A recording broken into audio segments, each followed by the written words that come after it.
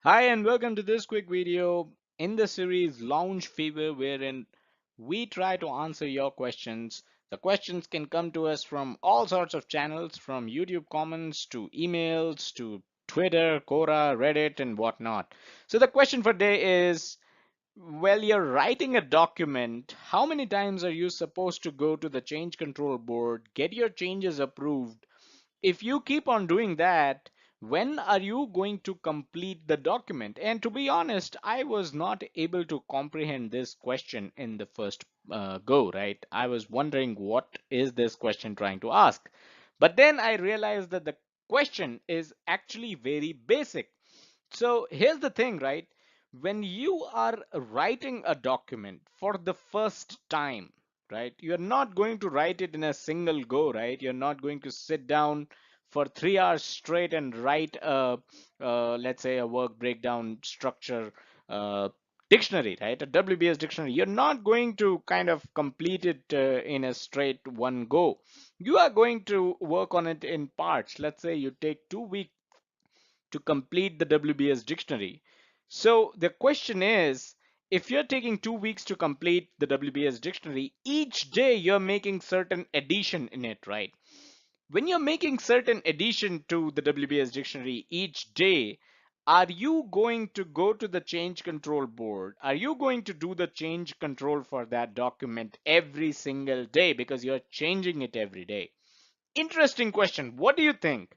Well, you can definitely comment your answer, and I will go to the next slide.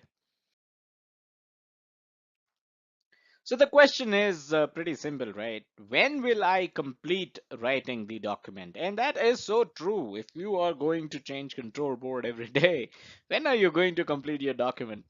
It's just that it's not so true. So the thing is, change control comes into action only after a document is approved and accepted by all the stakeholders. Or in other words, only after a document is baselined. So once your document is baselined, we were talking about a work breakdown structure dictionary. We were talking about WBS dictionary, right? And we said that it takes about 2 weeks for someone to write the WBS dictionary. Between those 2 weeks, that person need not go to the change control board and ask for approvals for changes because the document is not complete yet. The document is not baselined yet, or the document is not approved and accepted by all these stakeholders yet. Once the document is complete after 2 weeks, you go ahead and you ask for a baseline vote on that document. Once you receive all the baseline votes and the document is now baselined, right? It is accepted and approved by all the key stakeholders. You consider that document as a baseline document.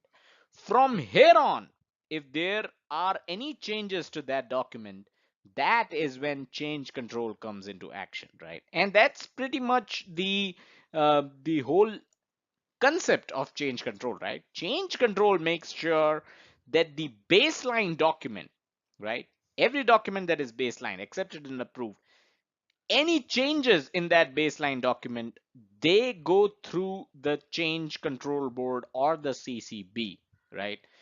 Just to make sure that there aren't any unacceptable impact to the schedule, scope, cost, or quality, right? So let's say you have a baseline document, but then you make a change in that document and you increase the cost of the project by $20,000. That might not be acceptable to some of the stakeholders of your project. If you make that change without seeking their approval, citing that the document was already baseline and you didn't go through change control board, you are up for a toss, right? So that's the thing. Change control, it makes sure that no changes after once the document is baseline, no changes after that are present. No changes are made which are unacceptable to any of the key stakeholders on the project. So that's the whole concept of change control.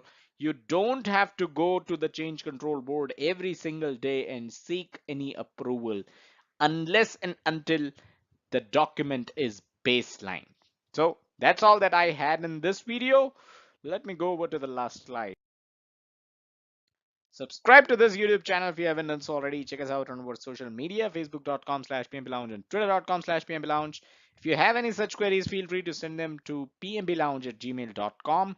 And as always, don't forget to check out the website pmblounge.com, your number one free resource for PMB certification and project management industry information. Thank you.